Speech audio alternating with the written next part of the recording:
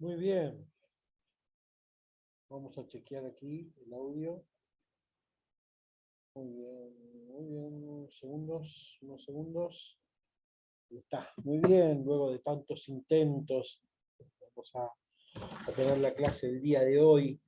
Gracias por estar ahí, uno de los sábados que estamos llegando al fin, concluyendo con el libro de Mateos. Es más, el día de hoy tenemos el privilegio de encontrarnos con Mateo 28, ¿sí?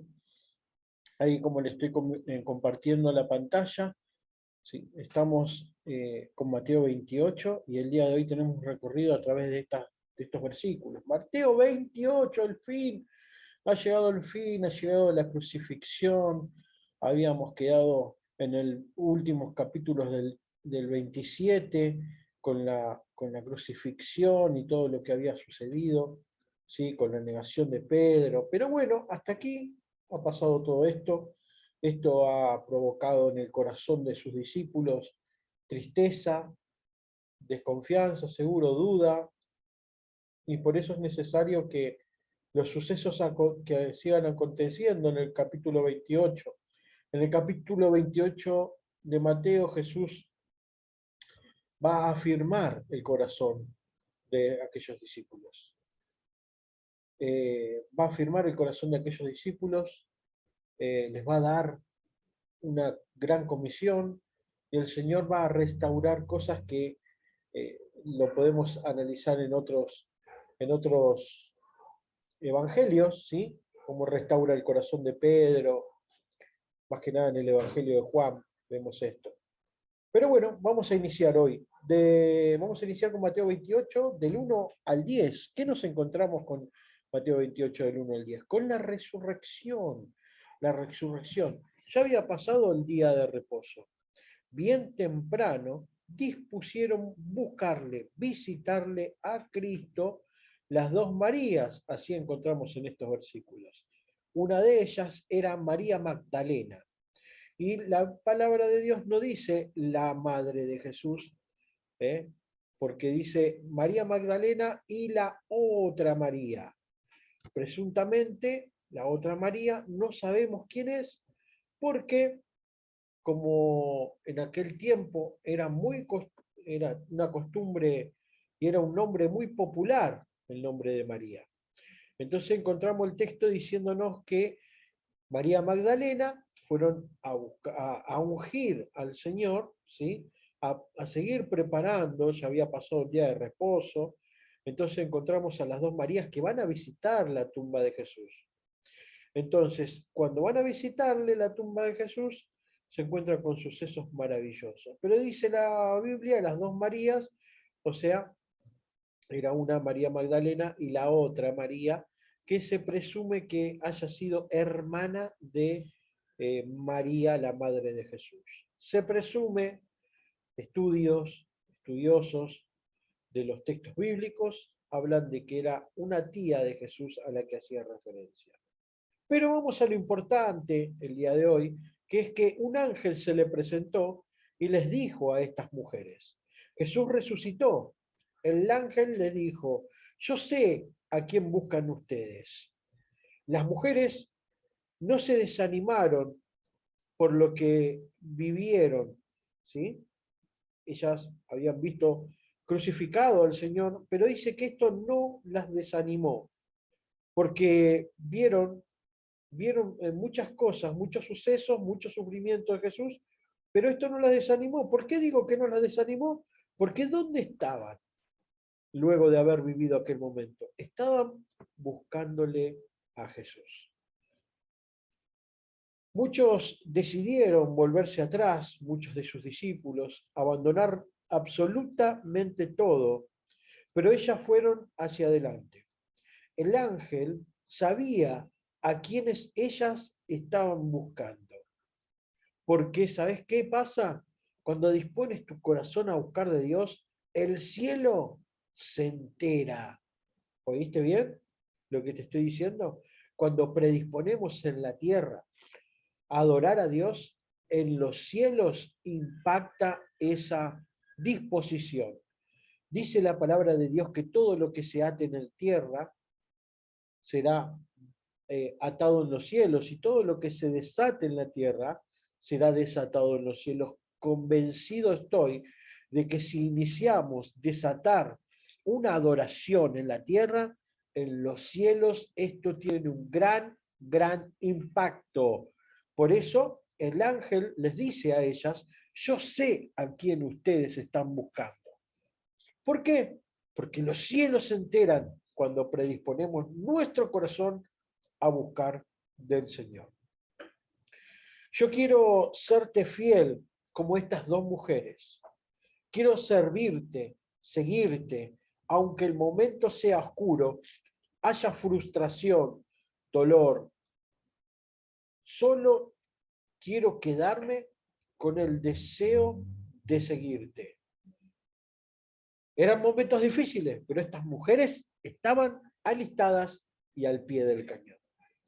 Luego, el mismo Jesús, oigan, el mismo Jesús se le presentó a ellas, ¿sí? Y dice que ellas le reconocieron. Y esto me llevó a reflexionar acerca de aquellos caminantes que iban camino a Emaús, que dice que hasta hablaron con Jesús, tuvieron un diálogo, y hasta que Jesús no se lo reveló, ellos no se habían dado cuenta que estaban hablando con Jesús, resucitado. Por eso dice, luego que fue revelado, con razón nuestro corazón ardía cuando hablábamos con vos. Sin embargo, aquí estas dos Marías, estas dos mujeres, son visitadas por el Señor. Entonces Jesús las visita y ellas lo reconocen. ¿Pero por qué le reconocen a Jesús? Porque ellas estaban buscando. Y su palabra, ¿recuerdas que dice en el libro de Mateo? Buscad y hallaréis. Golpead y se os abrirá. Buscad y hallaréis. Ellas estaban buscando a Dios. ¿Y qué pasó? Se encontraron con Él. Jesús resucitado se les presenta a estas mujeres. ¿Por qué? Porque ellas estaban buscando a Jesús. Ahora, esta historia nos enseña que Dios no hace acepción de personas. Y se le presenta a quienes deciden buscarlo. La resurrección de los muertos es uno de los pilares de nuestra fe.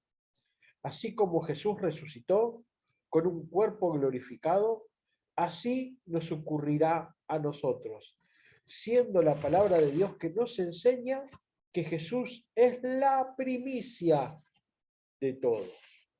Entonces, como Él fue la primicia, es lo primero, creemos nosotros también en la resurrección de los muertos y en ese cuerpo glorificado que Jesús tenía.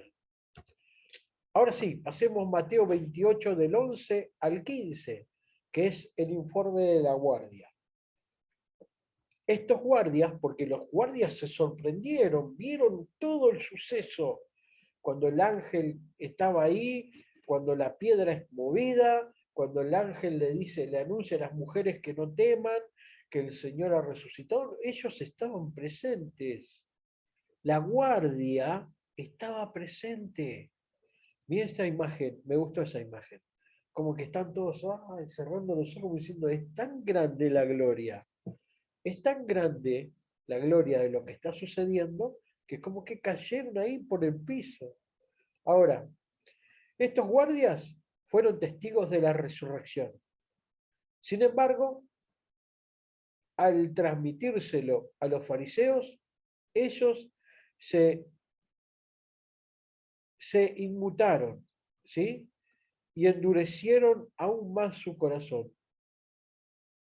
¿Quiénes se inmutaron y endurecieron más su corazón? Los fariseos, ¿sí? Porque imagínense en esta situación, acuden hacia los fariseos a decirle, mira, aquel que había muerto ahora resucitó, confirmando lo que ellos habían dicho. Entonces, a capítulos anteriores, ¿por qué estaba la guardia ahí?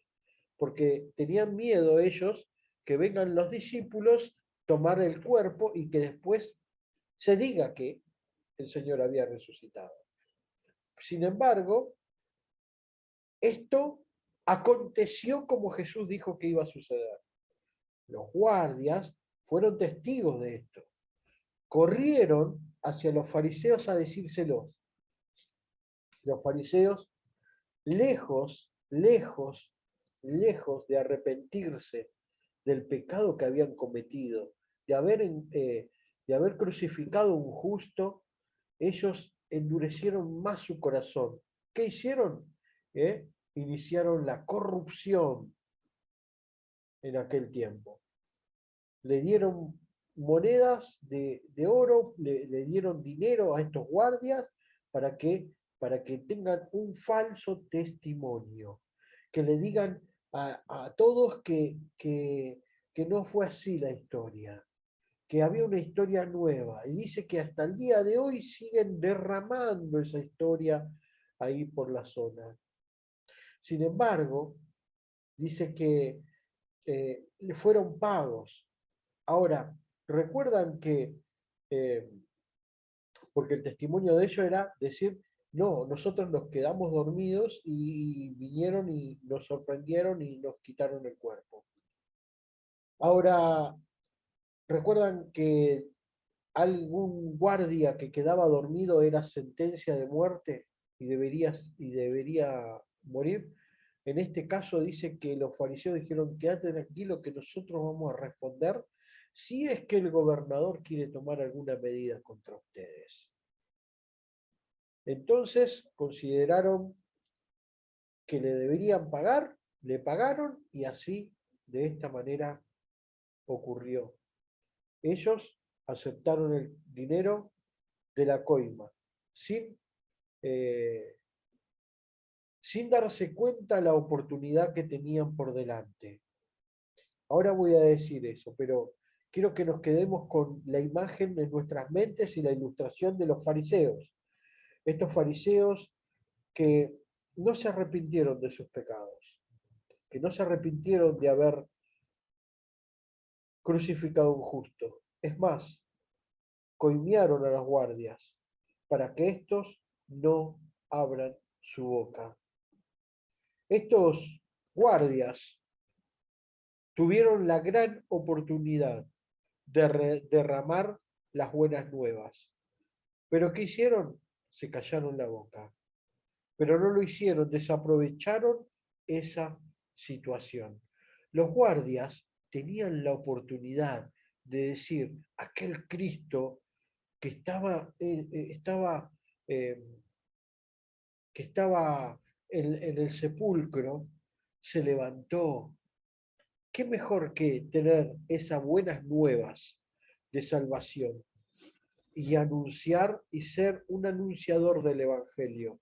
Sin embargo, estos guardias decidieron no hacerlo. Y tengo un texto aquí. Mirá lo que dice 1 Pedro 1:12. A estos se reveló. A estos se les reveló que no para sí mismo, sino para otros, administraban las cosas que ahora os son anunciadas por los que os han predicado el Evangelio por el Espíritu Santo enviado del cielo. Y ahí quiero hacer hincapié, en esta última parte, cosas cuales anhelan mirar los ángeles. Los ángeles anhelan ser anunciadores del Evangelio. Sin embargo, esa función no se le es dada a los ángeles, sino que se nos es encomendada a los hombres. Estos guardias que fueron sorprendidos por esta hermosa situación, decidieron callar sus labios, cerrar sus bocas y desperdiciar la oportunidad de poder ser un anunciador del reino. Cosa que los ángeles anhelan mirar. Bien, ahora seguimos adelante y nos encontramos con Mateo 28, del 16 al 20. La gran comisión. La gran comisión. ¿Qué es la gran comisión? Aquí es un mandato que Dios da. Jesús encomienda, envía, da una obligación a aquellos que le conocen, a sus discípulos, a aquellos que le aman a Jesús. Entonces, la obligación es para absolutamente todos poder diseminar la, la salvación a aquellos que aún no conocen a Cristo. Esta es la gran comisión. Aquí es un mandato dado por Dios, no es una opción. Dios no me está diciendo, bueno, fíjate, si querés, si lo sentís, podés compartir a Cristo con otros. Sino que le dijo, vayan y hagan discípulos en mi nombre, bautizándolos, discipulándolos en el nombre del Padre, del Hijo y del Espíritu Santo. Vayan y hagan discípulos. La palabra de Dios dice, vayan y hagan discípulos. No dijo, vayan y hagan creyentes. Porque hay una gran diferencia entre ser creyente y ser un discípulo. Porque ser un discípulo es ser instruido por Dios. Instruido por aquellas personas que aman a Dios. Y esta es la labor de absolutamente todos los que compartimos el Evangelio. ¿Cómo se hacen discípulos? Teniendo testimonio. Yo, para que otros conozcan a Cristo como yo lo conozco, tengo que tener testimonio. Tengo que ser un hombre que guarde su testimonio, que camine correctamente aquí en la tierra. Ser un hombre honesto, ser un hombre fiel, ser un hombre intachable. No por esto no es que califica o deja de calificar si puedo o no puedo compartir. El Evangelio lo tenés que compartir. Pero una de las maneras más fáciles de que las personas puedan hacer discípulos es siguiendo los pasos de aquel que le guía, que le enseña. Nosotros seguimos los pasos de Cristo, pero alguien va a seguir los nuestros. Por eso, Dios le demanda muchas cosas a los fariseos en los capítulos anteriores de Mateo. A los fariseos les dijo, ustedes son, ponen cargas que ni siquiera ustedes pueden cumplir.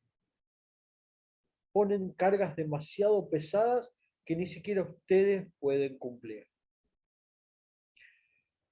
Ni siquiera con un dedo pueden cumplir todo lo que ustedes le piden a las personas. Y tiene que ver con esto, con la responsabilidad de aquellos que hacen correr la voz de Cristo en la tierra. Entonces, aquí es un mandato a compartir la verdad de Dios. ¿Cómo ve Dios a los que hacen esta labor? Mire lo que dice Romanos 15, 10, versículo 15. ¿Y cómo predicarán si no fueren enviados? Como está escrito, cuán hermoso son los pies de los que anuncian la paz, de los que anuncian las buenas nuevas. Entonces, ¿cómo nos ve el Señor? Con hermosos pies, con pies bendecidos. ¿Qué significa esto? Significa que donde vayamos nosotros, llevamos la paz de Cristo. Aquellas personas que nos rodean tienen que encontrarse con la paz de Cristo. Dice, cuán hermosos son los pies de los que anuncian. El Señor está deseando que tengas estos preciosos pies para llevar el Evangelio a todo lugar donde estés. Cuán hermosos son los pies de aquellos que anuncian la paz. Yo anuncio a través de mis pasos. ¿Cómo están tus pasos en el Señor? ¿Cómo están tus pasos en la vida terrenal? ¿Estás trayendo paz a tu alrededor o todo lo contrario? Si no es así, debes analizarlo y ponerte a pensar de que debes modificar tu estilo de vida. Este mandato de Dios se lo dio a las ovejas, no se lo dio al pastor. Ir y predicar el Evangelio es un mandato para las ovejas. Uno a veces piensa que solamente que esta es la labor del pastor. El pastor tiene que ir a buscar. El pastor tiene que ir a hacer. El pastor tiene que predicar el Evangelio. Yo no, porque el pastor está capacitado. Yo no. Y ahí caemos en el error. No, no se trata de eso. Este mandato Dios se lo dio a las ovejas. Para hacerlo, no hace falta saber o ser un gran teólogo, ni saberse la Biblia de tapa a tapa. Esta acción no quedará en vano. Esta acción de compartir el Evangelio no quedará en vano. Es más, es una de las formas de poder acumular tesoros en los cielos. ¿Será tomada en cuenta cuándo? En el juicio de Bema. En el juicio de Bema será tomado en cuenta. El juicio de Bema es el juicio de premiación, ¿sí?, de Dios para aquellos que hacen aquí en la tierra. Me llama poderosamente la atención que muchos dudan y luego de la noticia de la resurrección siguen dudando, porque el texto dice que ellos dudaban, que Jesús, ellas fueron, anunciaron, y sin embargo que anunciaron, que llevaron esta noticia, Jesús ha resucitado, muchos seguidores de Jesús dice que empezaron a dudar. ¿Será verdad? ¿Será que Cristo resucitó? ¿Será que esto sucedió? Déjame decirte que ¿será que dentro nuestro todavía hay, hay dudas? ¿Será que dentro nuestro todavía tenemos dudas del poder de Dios? ¿Será que Dios lo puede hacer? ¿Será que Dios verdaderamente resucitó? ¿Será que Dios lo hizo otra vez?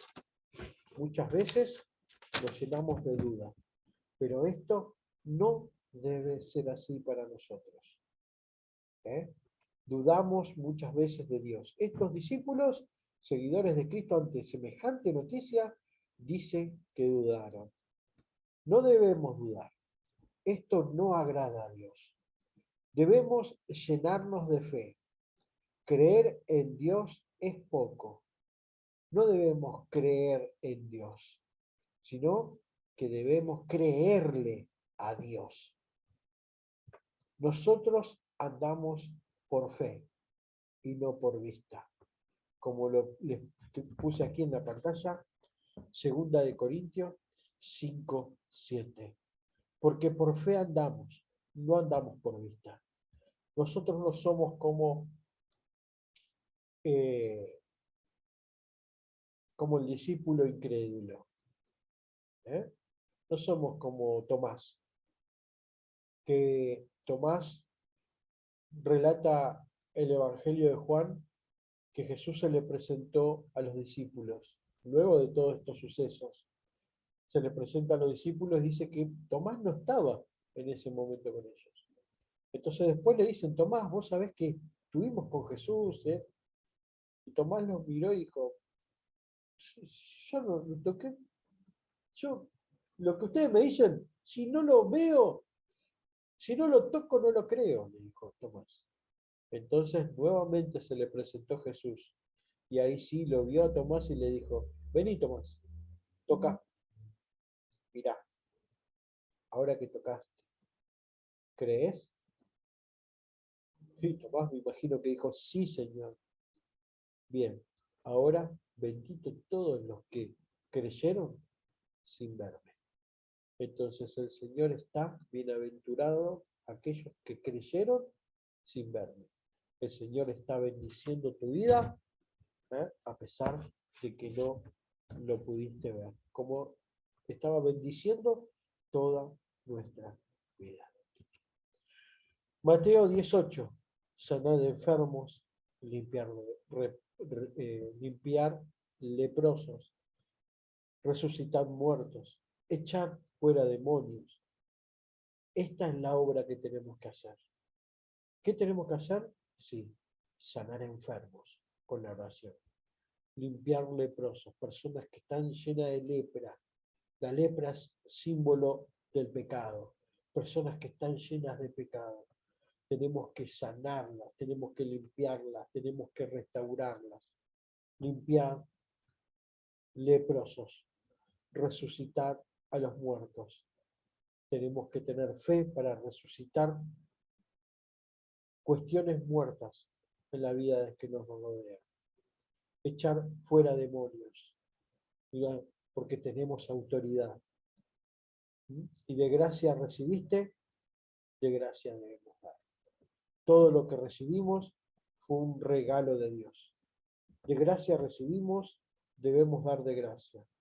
No hicimos nada para recibir el Evangelio, pero esto no significa que no debemos hacer nada para darlo. Yo lo recibí no porque sea un buen hombre, todo lo contrario. Yo recibí el Evangelio porque estaba en crisis. Sin embargo, no hice nada para merecerlo, pero el Evangelio llegó a mi vida. Ahora, de esa manera, como yo lo recibí, tengo que ser agradecido y poder compartirlo con aquellos que están pasando necesidad. Si recibo sin hacer nada, se lo da haciendo absolutamente todo. El Evangelio se recibe sin hacer nada, pero se lo da dándolo absolutamente todo. No es necesario saber la Biblia, lo que sí debemos hacer es tener una vida honrosa. San Antonio de Asís solía decir: predica todo el tiempo y si es necesario, abre tu boca. ¿Por qué? Porque tus actos gritan más fuerte que tus palabras. Y así terminamos el libro de Mateo 28, pero quiero bendecirte con este último texto, Colosenses 2, 14 y 15, que dice de esta manera: Él anuló el acta de los decretos que había en contra de nosotros, que nos era contraria, y nos quitó del medio, como clavándolo en la cruz, y despojó a los principados y a las autoridades. ¿Y qué hizo Jesús? Los exhibió públicamente, triunfando sobre ellos en la cruz. Aleluya.